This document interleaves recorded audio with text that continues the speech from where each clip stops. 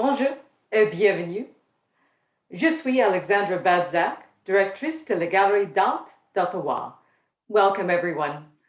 I'm Alexandra Badzak, the director and CEO of the Ottawa Art Gallery, and on behalf of board and staff of the gallery and our partners today, thanks to all of you for joining us for a virtual lunchtime discussion to explore the question, why include art in a hospital?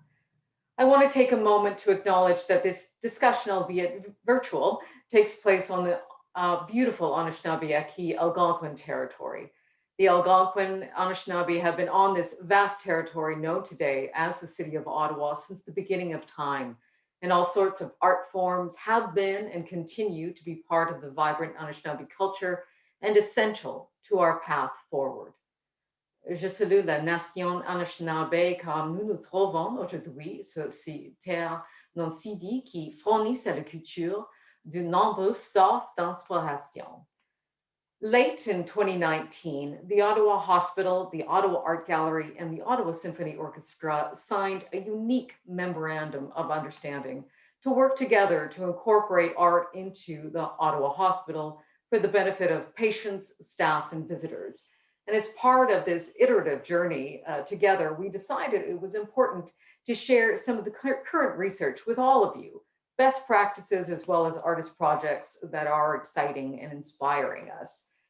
For context, many of you know that the Ottawa Hospital is currently working on an exciting new expansion of its campus. So some of you may ask why the Ottawa Art Gallery and the Ottawa Symphony Orchestra are involved. Well, as civic cultural leaders, we know from our own wellness program that art and creativity have a healing power that's now backed by some really good research. And it was felt to be important to work with the Ottawa Hospital to find the best ways to integrate culture into this new healthcare environment. We know that times are extremely tough, none more so than for the healthcare sector. But this partnership represents a hopeful future where civic institutions work together for the benefit of the communities that we serve. The discussion today will feature Trystan Hawkins, art director from the Chelsea Westminster Hospital in London, England. He'll be joined by Alexandra Kirsh, curator at the Royal Victoria Hospital in Montreal, and Kaajuk Kablalik, an Inuit artist involved in a collaborative artwork now on display at the Ottawa Hospital.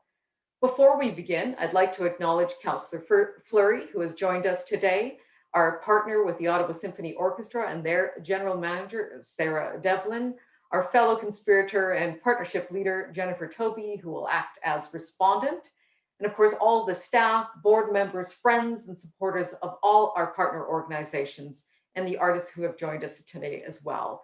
It is now my pleasure to introduce somebody we have been working with very closely as she heads up the new build, the Vice President of the Ottawa Hospital, Joanne Reid. Joanne, over to you. Good afternoon, everyone, and thank you very much, Alexandra, for that opening remarks. It's a great honor today to be here to speak with you on behalf of the Ottawa Hospital. We are extremely excited to continue our working relationship with the Ottawa Art Gallery and the Ottawa Symphony, as Alexandra has outlined. For those of you who don't know, the Ottawa Hospital has a vision to provide each patient with the world-class care, exceptional service, and compassion that we would want for our loved ones. We have identified, along with our CEO, Cameron Love, a number of strategic goals that help us enable and to achieve our mission and propel us towards our vision. These include better patient experience, better staff experience, and better health of populations. The integration of art and music into hospitals positively impacts the physical, mental, and emotional experience and the recovery of our patients, as well as the well-being and the improved experience of our visitors and staff. Art reflects the hospital's heritage, values, and brand. We look forward to exploring the opportunities across all of our existing campuses, including thoughtful integration as we plan and design the new civic campus. Very excited to be here today and look forward to the dialogue and discussion, and as well the future years as we move forward. Thank you again. Thanks so much, Joanne. Now on to our presenters. each will present for a few minutes, then we'll have time for a short Q&A. To begin with, it's my pleasure to introduce Trystan Hawkins, Arts and Patients Experience Director at Chelsea Westminster Hospital in the UK. CW Plus has been leading the way on arts integration for years, and Trystan has very generously agreed to continue to work with our partnership and share the wealth of research that his team has developed over the years. Before Trystan speaks, though, we are going to be sharing an insightful video into the work that CW Plus does. And so that's the cue to start the video.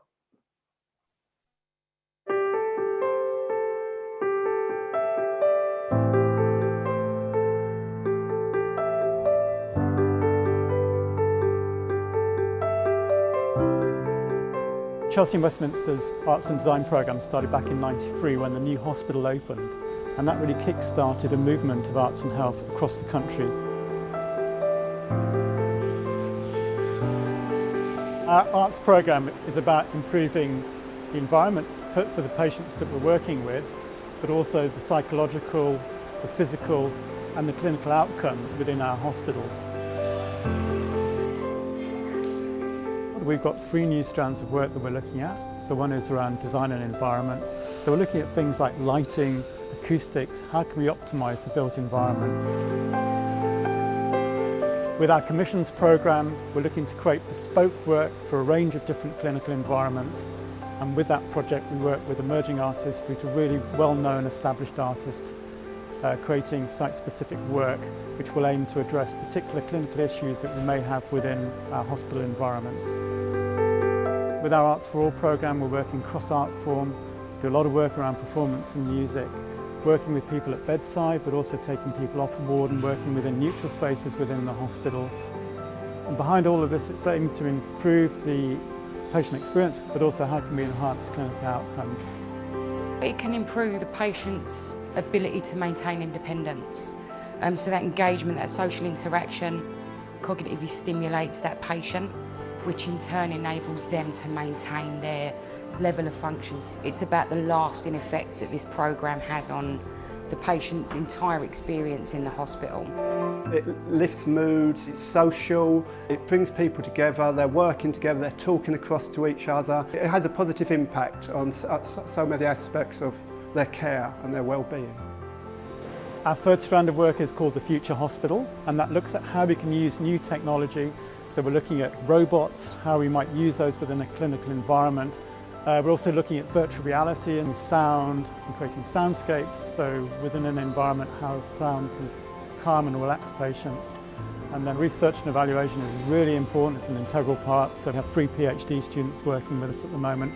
We're looking at how we can demonstrate cost benefit, but most importantly, just sharing what we are learning. So we have a national network that we're doing that through, and we've recently established an international grouping of partner organisations that we're collaborating with as well. The way that we run our hospital is absolutely enhanced by the art and design programme that's run by our charity. As patients wake up from some traumatic experiences, so in intensive care for example, what they hear, what they see absolutely speaks to how quickly they recover and indeed how sustainably they recover. So I don't think I could overemphasise just how important it is.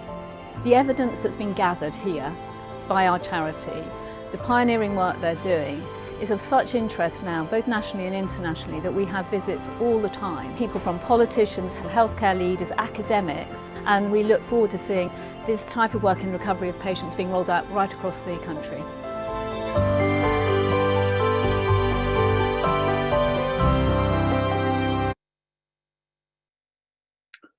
Hello, it's Trystan Hawkins here. So I'm just going to start sharing my screen.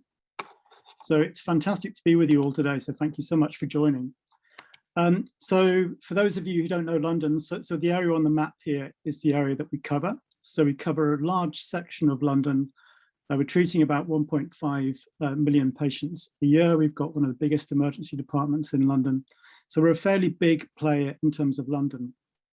The hospital opened in 1993, and art was an integral part of that hospital when it was built. One thing which is really important to also say is that in terms of the program I'm running, that is privately funded. So we raise all of the money for the program that we're delivering. So the relationship with the community is really important, the prospects that we're working with. And I think, that fundraising is really, really key. So I think for you going forward, that will be something which you'll need to be thinking around. So in terms of the artwork, we've got all sorts of different artwork, from work by really established artists through to emerging artists. We have art which is temporary, art which is permanent. And then we look at how we can commission work for particular spaces. So these are just some examples of where we've developed projects. The top right-hand side is within our emergency department. The lower left-hand side is our maternity centre. And then the bottom right-hand side is sexual health clinics. We're doing an increasing amount of work with digital technology.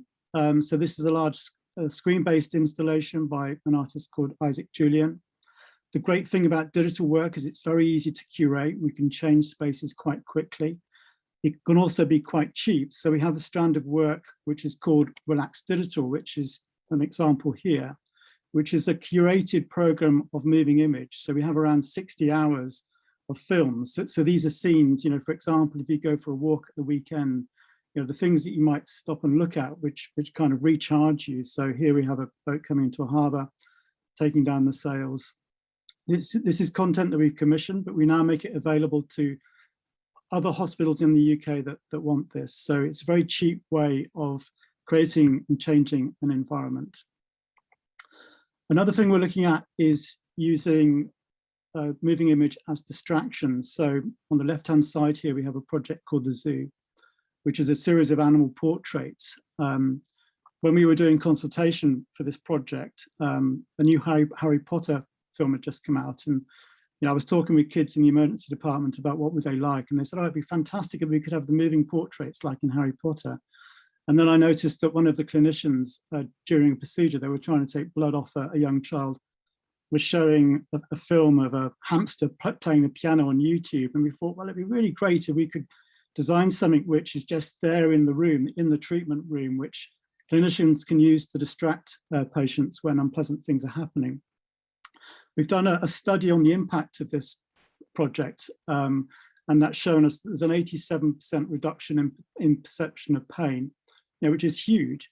But even more importantly, we're able to do things much quicker. So for example, taking bloods, which could take up to 7 minutes, we're now doing in under 3 minutes. So for the hospital, that's really positive because we can get more patients through. It's a win-win situation for everyone.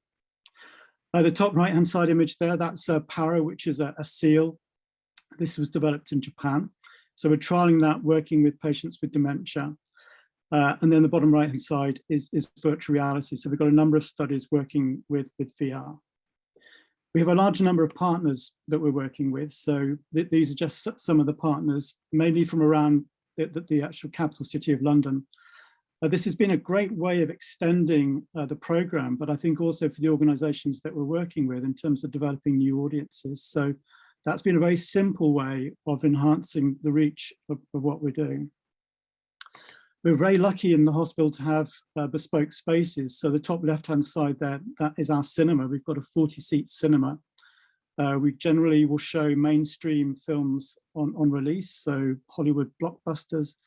The fantastic thing about that space is we're able to bring patients in on full medical gases, as well as having people in wheelchairs and then in the seats as well. The bottom left-hand image is our studio. So we've got an artist studio which opened last April, just as we were going into lockdown. So really for about the last 11 months, we've been using that as a staff welfare space. But we're now picking that back up in terms of artists starting to work in there. So we have a lot of artists in residence. Typically, we have around 16 artists in residence working with us at any one time. So it's a space where they can be based.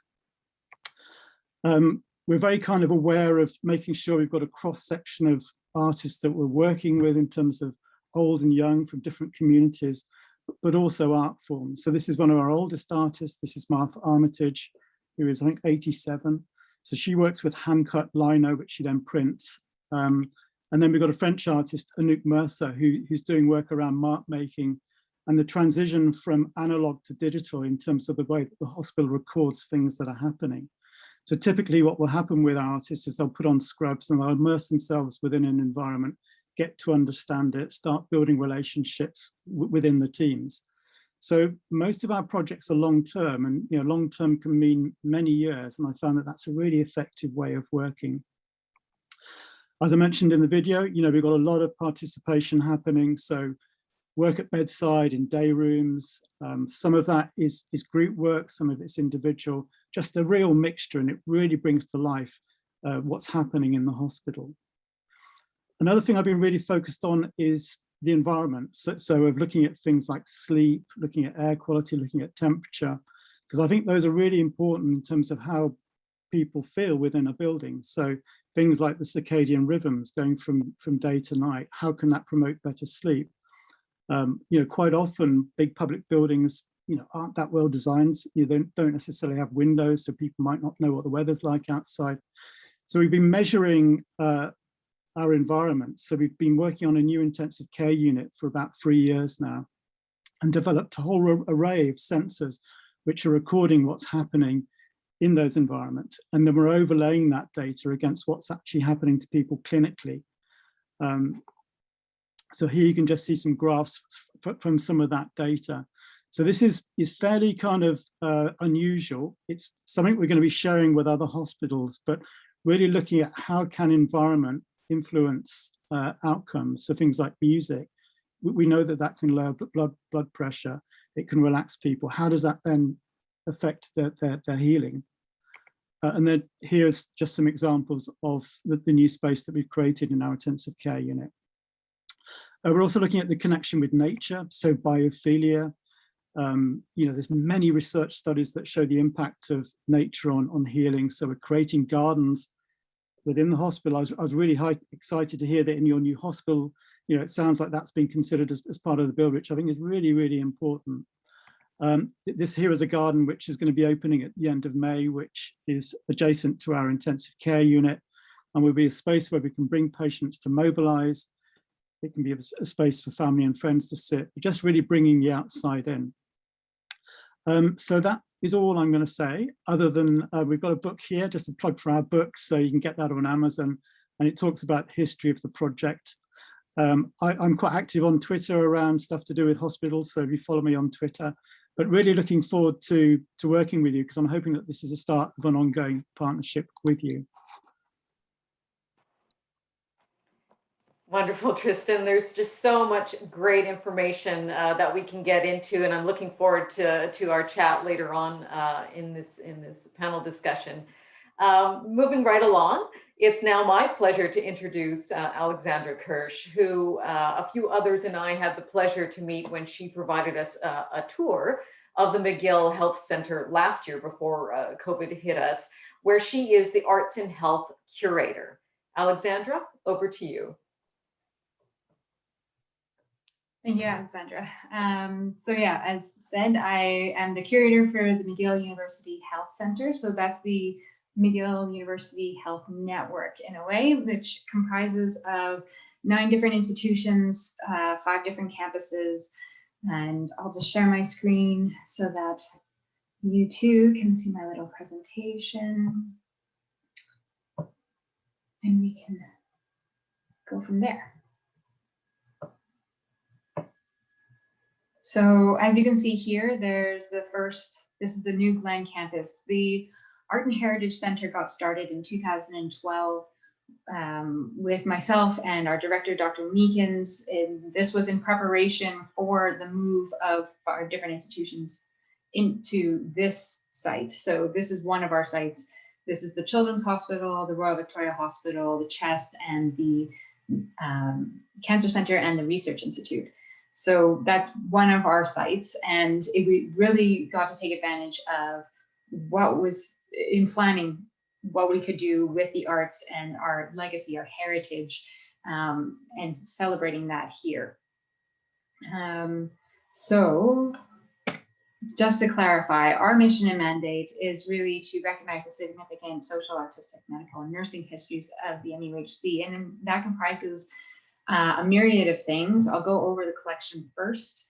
So we have a medical history collection, which dates back to 1821 with the Montreal General Hospital. We have a huge medical object collection and archives that really celebrates not only the hospital, but the community, the Montreal community in a lot of ways, and how Quebec evolved, how we participated in the First World War. And we are able to do all of this through showcasing it throughout the hospital. This is an example of what we have been doing in curating our spaces, and we're doing this very carefully with each space in the hospital with patients in mind. So it's not just elaborating and celebrating each space in the collections, but it's making sure that whatever we put in place really reflects and is tuned to the patient population and the staff that are working in those spaces in particular. Another aspect of our collection is a 1% policy. It's a government policy that has been put in place in Quebec since 1961. With the construction of the Glen site, we have had the opportunity to have the largest 1% collection in Quebec. And this amounts to 11 different pieces, site-specific commissioned pieces for the Glen. And each one is selected specifically for each institution and each different space.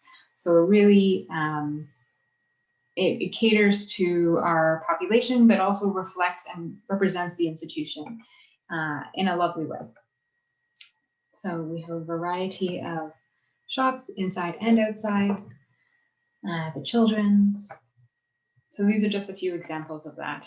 Finally, we have our exhibitions. So with the exhibitions, our contemporary exhibitions now are really featuring a lot of contemporary artists, and we are acquiring new art for the hospital. We're trying to tune our collection a little bit more in a directed way, and we do this through exhibitions, and in order to also celebrate our local artists, our local professional artists. So this is a vernissage, one of our galleries that we really showcase, but we also do not just contemporary art exhibitions, we also showcase community artists. So this can be staff, patients, anybody who wants to participate in producing artwork and showing their artwork. And we found this extremely effective in the Cancer Center, where it's one thing, we have an art therapist on staff who works with cancer patients regularly, and it's one thing to produce the artwork, but showing it with other patients and staff has become even more valuable in a way, because while other patients go through and wait for treatment, they find that it is a way of communicating. Sometimes you can't find the words, and art is the best way to communicate with each other and connect with each other. So it's created a whole new kind of environment. We do art therapy at the hospital sites, but also at La Ruche d'Art. It's an art hive locally that we've partnered with. And that's a brief, just a brief review of what we are doing.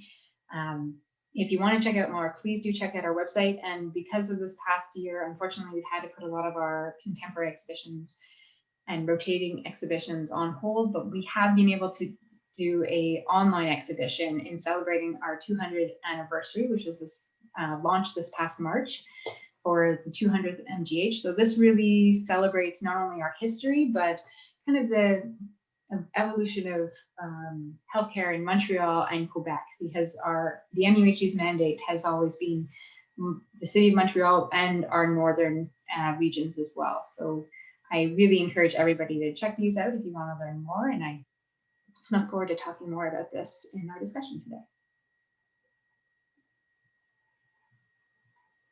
Great. Thank you so much, Alexandra. So much there to mine in terms of ideas moving forward. And really, we're so pleased to be able to see your visit before we moved into lockdown. Finally, we wanted to end our presentations with an artist. Originally from Rankin Nunavut, Kaajuk Kablalik is a multidisciplinary artist and jeweler currently based in the Ottawa Valley. creating works from organic materials as well as in glass and metal. He was one of 3 artists that collaborated on a glass kayak installation hosted now at the Ottawa Hospital. Kaajuk, over to you. Thank you, Alexandra. And thanks everyone for welcoming me to this panel discussion. One of the questions that was asked to me by one of the other panelists here, Jennifer Toby, who I had the pleasure of being interviewed by, was, why are the arts so well suited to complement science in achieving the optimal well-being of patients and staff in the hospital? And I thought this was a very, very good question and completely relevant to this type of movement towards bringing art into an environment such as healthcare centers and hospitals.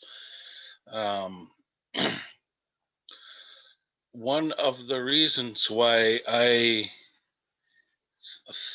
thought that having our glass kayak in the hospital was such a great idea is because I knew this was one of the hubs for my people in terms of getting outside healthcare, because our healthcare is limited in the small communities. In fact, the smaller communities have to travel great lengths, often to the southern cities such as Ottawa,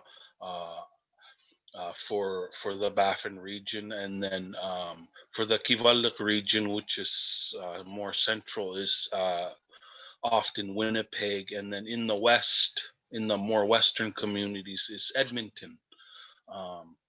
And I felt very compelled to have this kayak in a hospital because of this fact. Inuit have to travel great lengths sometimes to get certain specific and specialized health care. And oftentimes when you're in a hospital, there's a lot of waiting, and I myself have experienced this as a patient, and looking for things to do to occupy that time can often be hard. So having something that you can relate to, I felt was very important in achieving, in achieving occupying your time. Oftentimes, when you're in a hospital, you're not in such a positive space, other than if you're having a baby. Even then, though, it can be quite stressful. So if you can find something that you can relate to, especially in terms of your culture, the kayak being a fine example for Inuit traveling south, it was also a very, very good opportunity to help educate non-Indigenous, the non-Indigenous groups that also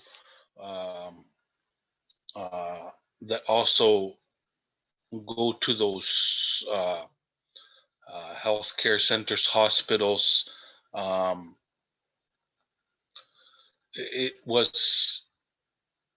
I felt very important in having an object, an art piece to teach and to help educate, and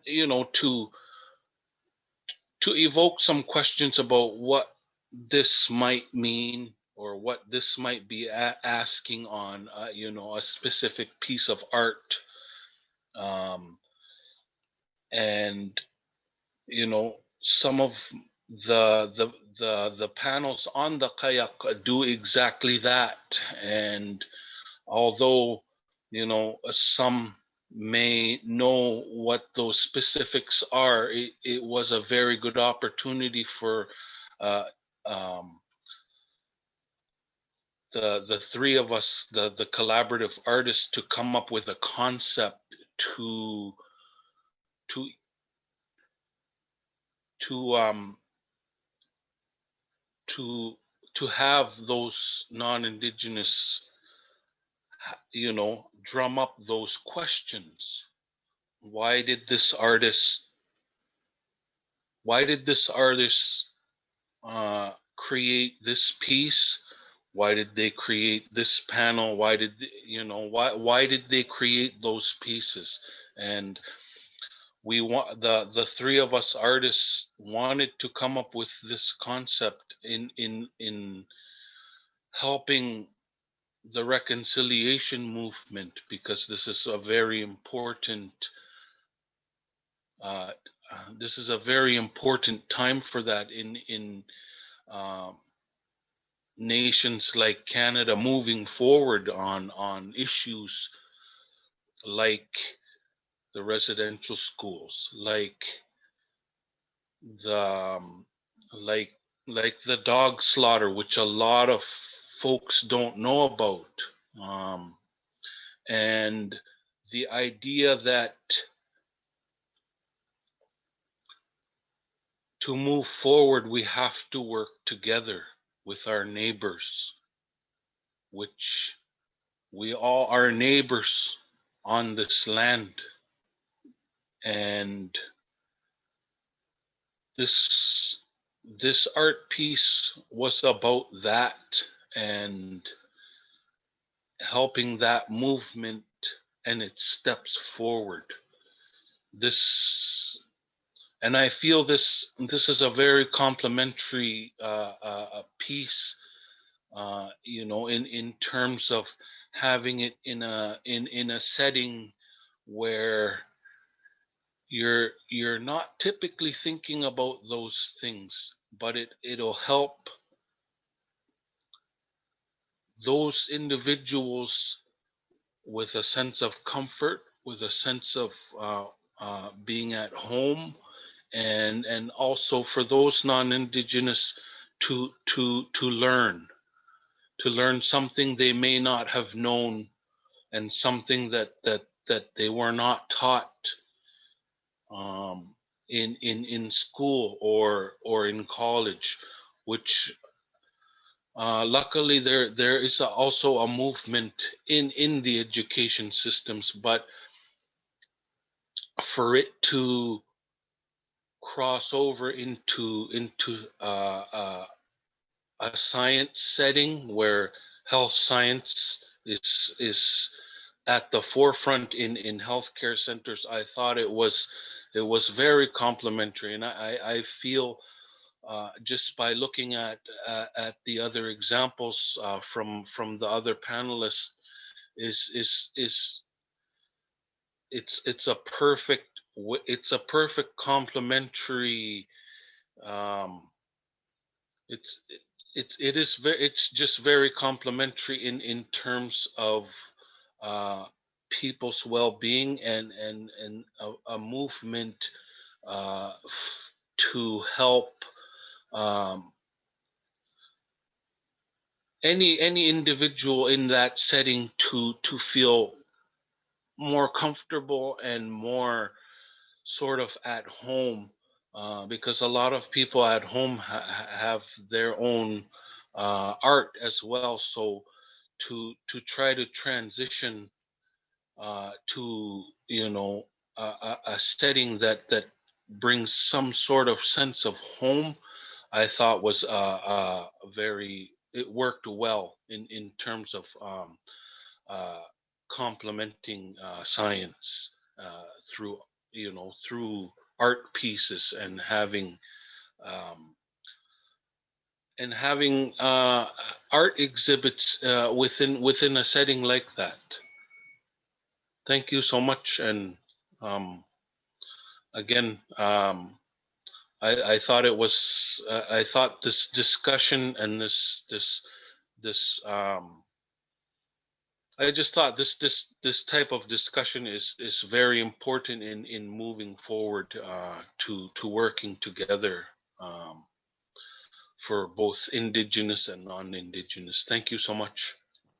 Thanks so much, Kaajuk. And you bring up a most excellent point, the importance of working together, the importance of the Indigenous presence and voice in the shaping of what the new Ottawa Hospital is going to be.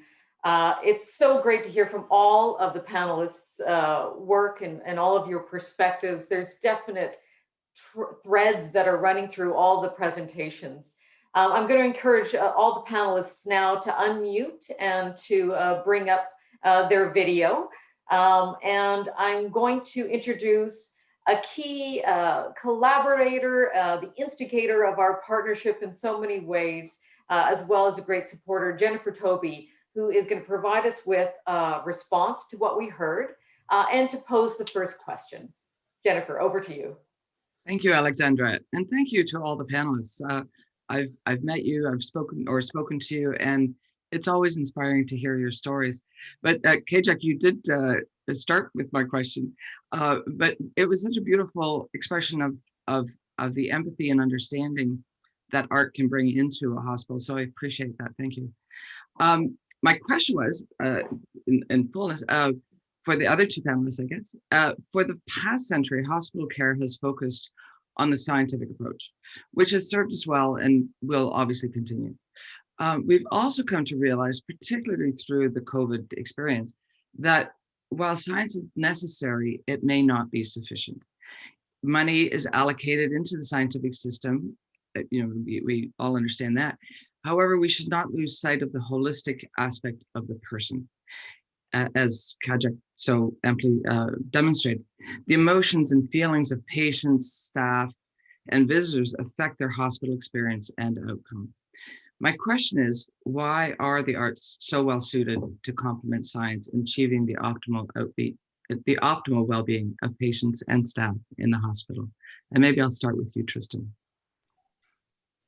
Yeah, no, it's a really good question. So, I mean, we've done a lot of research. So over the years, we've done many studies looking at the impact of using the arts within a healthcare setting. We occasionally have had the argument made, why are we spending money on art when we should be spending it on equipment or different things connected directly with medical treatment. So I think, having an evidence base is really important. So, from those studies we've done, we've seen that music can reduce blood pressure. The exposure to the arts can reduce cortisol levels. It can reduce length of stay, and obviously to keep patients in a hospital is very expensive. So if you can reduce length of stay, that's very important. The distraction that I gave, that example of the zoo, that moving image portrait thing, being able to treat young children more quickly, I think is really, really positive. I think also for staff, it is incredibly important as well. So again, we've done studies looking at what impact does the arts have on staff. So, from a study we did, 96% of staff we questioned said that the arts promoted a positive working environment. So, that's really important in terms of staff retention and also indeed of attracting staff to come and work for us. So, I believe strongly, I've worked in this field for over 10 years, that the arts are a really valuable part of working within a healthcare setting. But I think it's really important to have an evidence base where you're measuring the impact of what you're doing. So I think, it was interesting as well. You said 100 years. If you go back to, at the beginning with Florence Nightingale, she recognized the importance of art and objects and color on well-being. So, even 160 years ago, somebody was thinking about it. So, yeah. Well, as a plug for your book, you do actually talk about it happening before that. Absolutely, yeah. Yes. I did read the book, and it's a great book. And Alexandra, a little closer to home, what How would you respond to that question? It's similar. Like I come from sorry. There's so many ways to approach this. So Yeah, that's true. Yes, it's very true. my mind's going in so many different directions. But from the science side of studies, as I started, my master's was focused on art in hospitals. I started a PhD on art in hospitals, and I was looking at it in the Canadian context, but also globally. So I looked at the UK and Australia and how things are going over there. And unfortunately, it's like in Canada, there isn't something so united. So every hospital can interpret this in their own way, but it can be a negative, but it can also be a positive, because you really can hone in and connect with your community and what your community in particular is looking for. So we can, when you look at the studies, yes, absolutely, sound reduces cortisol levels, and distractions can be extremely helpful. I know with memory studies that it can be wayfinding. Everything with wayfinding and arts is so helpful. Communication departments can do as much as they can with signage, but sometimes it's just that one key piece of artwork that you have to turn left at that gets you where you need to go, right? There's the practical side of integrating the arts into a healthcare setting, but then there is like that emotional, which is what you're asking, like the cerebral emotional side.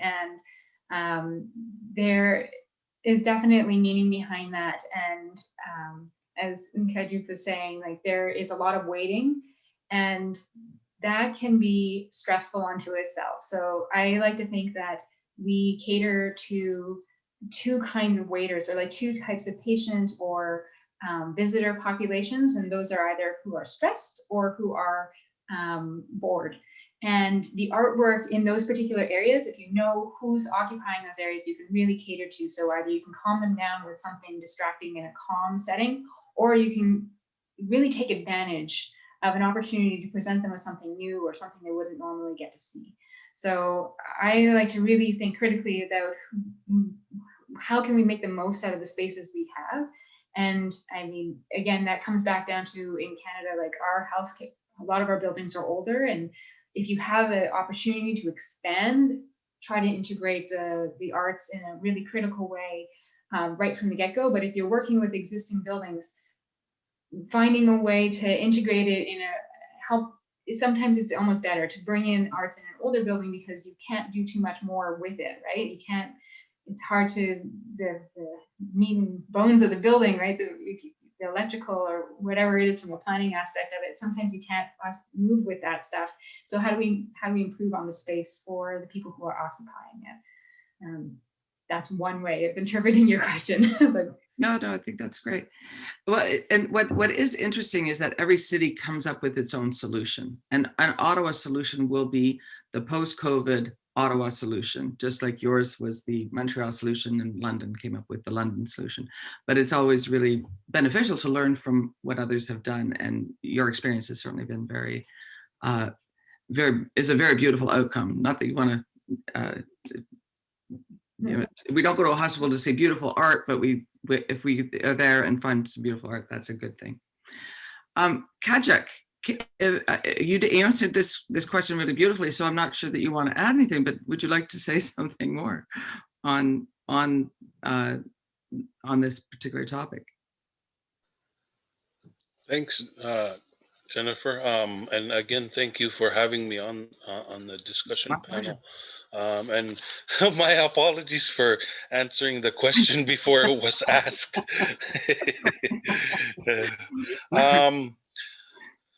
Just to add to the impact that art has, I didn't mention to you in our interview. However, I do have a background in healthcare as well, so I come from that sector as well and have experience in it. So I have I have a viewpoint from multiple views, and so the importance of having art in in such settings, I feel is really important in just the overall well-being of those that are in that experience at that time and in that moment. And like I said earlier, that there is often a tremendous amount of waiting, and Mm. that and you're waiting in an environment that's not home, and that's more so real for for example, what I know is the indigenous folks that have to travel, and oftentimes it's that is a lot of waiting in itself. So to add on to that, their stress is heightened to an extreme oftentimes, and and if they are going in to these settings for specialized care, um, that those things are compounded even more. Right. And I think it's very important to address those experiences, and I feel very strongly that one way of doing that is through art, and if it is art that is relevant to you or to an experience that you've had. This is so important in the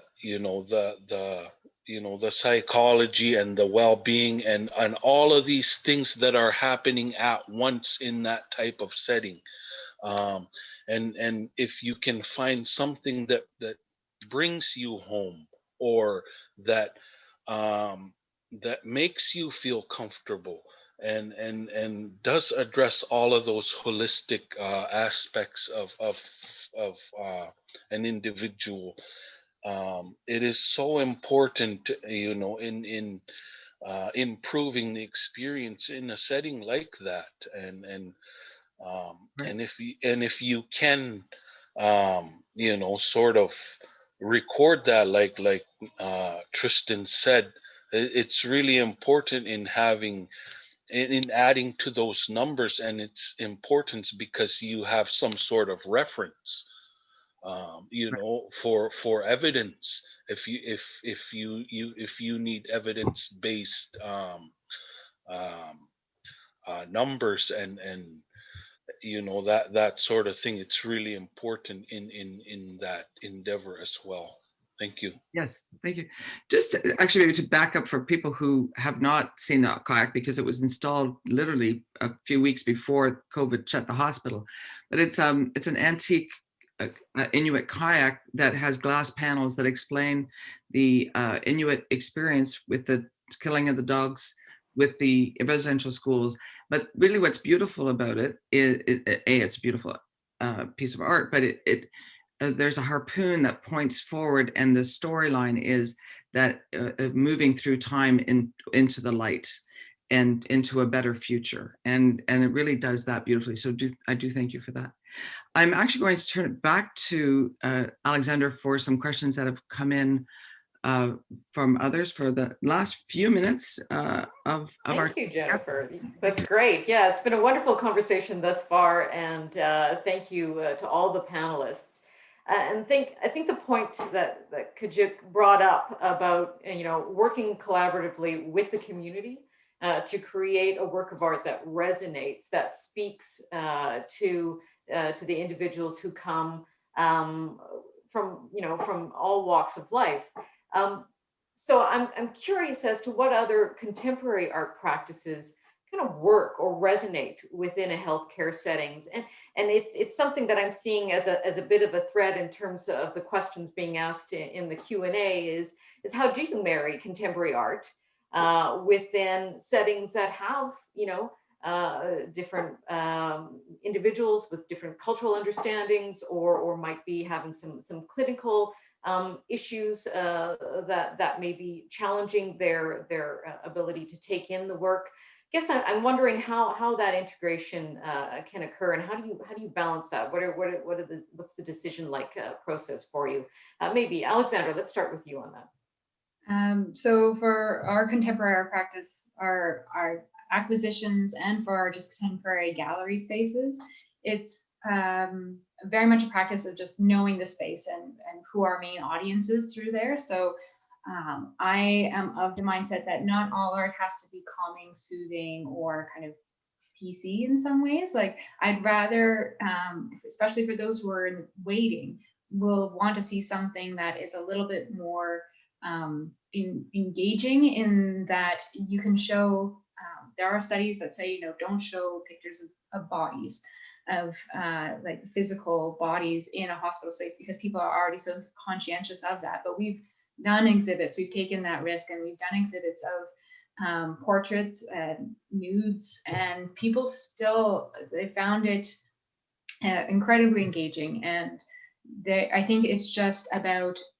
finding the right material and having a curator or somebody who is responsible for the collection and understands the institution and the population. So you can absolutely find contemporary art a space in a hospital. It's the right space. But for those areas that are a little bit more sensitive, contemporary art what the nice thing is about contemporary art is that the artists are alive and well for the most part, and you can either commission something site specific, or you can work with them or look at their body of work and see what would be most appropriate and what kind of conversation we want to have in that area with those people. So it's one way. That's great. Trystan, do you want to add to that? Yeah, so I think, the first thing is it needs to be great art. So, and that comes in many different forms. So we're pretty democratic. We'll have kind of a selection panel, which includes patients, as many different types of staff as possible. But often it comes down to getting the right artist who can work within a hospital, who's a good communicator, of going on a journey within that environment before they get kind of too fixed in terms of what they're going to be creating. That doesn't mean you're kind of dumbing down the quality of what you're creating. But you've got to remember, at the end of the day, it's a hospital. It's not an art gallery. So it is really important, I think, you get buy-in from as many people as possible. Occasionally it doesn't work. Over the years, we've done projects that haven't worked. We've commissioned an artist, the artwork's gone and people don't like it. So then we take it out. But I think, that taking risks is part of the process. So I think, that's important to consider in terms of the way you're structuring projects. The other thing is, I think, also about, decommissioning work, that, there's nothing worse than a work that may have been there for 20 years. It's tired. It doesn't really have the same meaning. So I think it's important to consider that when you're putting art into a hospital as well. How long is it going to be there for? Absolutely. And we try to keep that in mind as well, of like, how is this contributing to it? How do we see this going forward? And there's definitely been a decommissioning process, but I find we've had some encounters where we've put something up and we get some negative feedback, and then we'll take it down and we'll have twice as many people saying, where did you take our artwork? Where did it go? And it's just, sometimes, you might hear a little bit more of the negative. People who are happy aren't saying anything. And it's funny that way. You still get to learn more about your population as you do more projects. That's exactly it. Kaajuk, do you want to add to that at all? Hi, thank you. I think one of the most wonderful things about art is there's really no limit to it.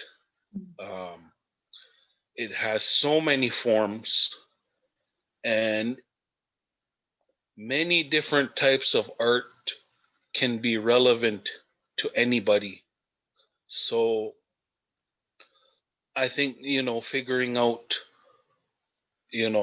that specific setting and sort of the majority of the population that you serve, whether they are from this culture or that culture, or if you serve a multicultural population, the skies is really the limits as to what type of art you can install in that kind of setting. And I think that's one of the most beautiful things about art, is that you know, it's vast, and you can make it relevant to all of the people that you serve in that kind of setting. So that's what that's my perspective, and I feel very strongly about that. It's one of the reasons why I love art and why it's relevant to me. All kinds of art has relevance to me, not just Inuit art. So that in itself is really important in um, the serving the populations you do in that kind of setting. Thank you. Thank you. Oh, go ahead, Alexandra. Yeah. I just find it so interesting because it is true. Like there is something for everyone. Like that's the idea. Something for everyone in a hospital. And unlike I like to, because my background came from more of a museum setting, it's just we have such an opportunity here where in a museum you have to invite people in to come and see the art. In a hospital you have a captive audience. They can't go anywhere. But so why not take advantage of this opportunity and show them something they wouldn't normally get the chance to or have the time to. It is so because you have everybody from every walk of life. It's true. Like there's something for everybody. There should be something for everyone. It's a wonderful way to end, and I think the idea that art has a power and it speaks to so many people is certainly why we got involved with the Ottawa Hospital and the Ottawa Symphony on this journey. Your words have been so powerful. There's many questions that we couldn't answer. A lot of them had to do with how can artists participate in some of the artist residency and the programs at your respected institutions. So we'll endeavor to get that information to all our attendees. Certainly, if you haven't hooked up with any of our newsletters, that's the Ottawa Symphony Orchestra, the Ottawa Art Gallery, or the Ottawa Hospital, please do so, because this is just the beginning of an ongoing journey, and there'll be more information, and we'll have more of these kinds of conversations as we go forward. So on that note, I see we've run out of time.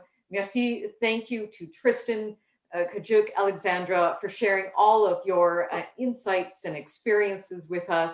Thanks to all of you for joining us today. I hope you're as inspired as we are for the potential of art and well-being. Again, hook up with us to learn more about this journey. So on behalf of the Ottawa Hospital, the Ottawa Symphony Orchestra, and the OAG, and our friend Jennifer Toby, thanks so much, everyone. I hope you have a great rest of the week. Take care and be well. Thank you. Thank you. Thanks, everyone. Bye. Bye.